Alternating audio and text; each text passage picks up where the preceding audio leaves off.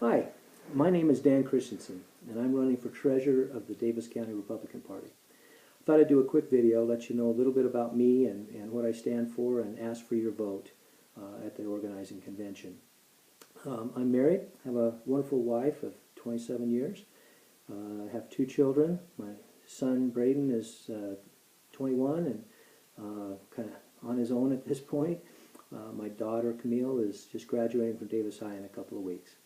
I graduated from BYU in accounting 31 years ago, well, 30 plus years ago, I should say, and have been involved in accounting pretty much since then. I started out as a CPA, worked as a CPA for 5 years, and then went into industry, specifically the real estate industry, and worked for various companies as their controller and then eventually chief financial officer and then president.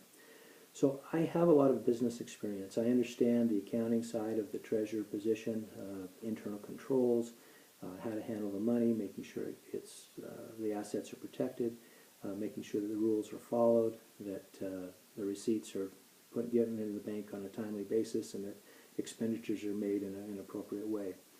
And so I feel that I'm very qualified from the practical aspects to be treasurer.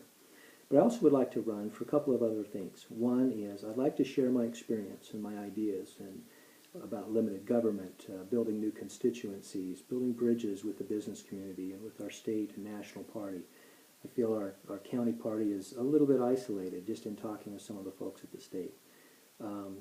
Reaching out to minorities and to other constituencies for their ideas on how do we solve all the problems that are facing our nation and our county. Because I don't believe any one group has a monopoly on ideas, and we need to bring all the stakeholders together to talk about those issues and see them from different perspectives to come up with quality ideas. That will help us recruit quality candidates, which we have to have good, honest, hardworking people to represent us in all of the positions that we have. And I think that as we reach out and understand more ideas, we'll be able to get those quality candidates. We also need to build our economy and keep Davis County as a vibrant, growing economy. I have some great contacts with the economic development folks here in the county, and I can help in that regard of building bridges with them to help companies come here. Also to make sure that we have candidates that help us have a business-friendly environment here in Davis County so that we can attract quality companies that provide good paying jobs for our children and our grandchildren. Secondly, I want to run because transparency is often promised but rarely given and rarely delivered. It seems especially in government. Well, how do we get transparency that's objective, not subject to just what people say, but so we can really see what they do? My experience is to follow the money. Organizations fund the things they really value. If they don't really care about something, they don't fund it. And so the transparency is, how do we follow the money? As I looked into trying to get the financial information about the county, how much does it cost to run the party for a year, it was difficult. I could not find it. It took me quite a bit of time before I finally found the information. It's all public.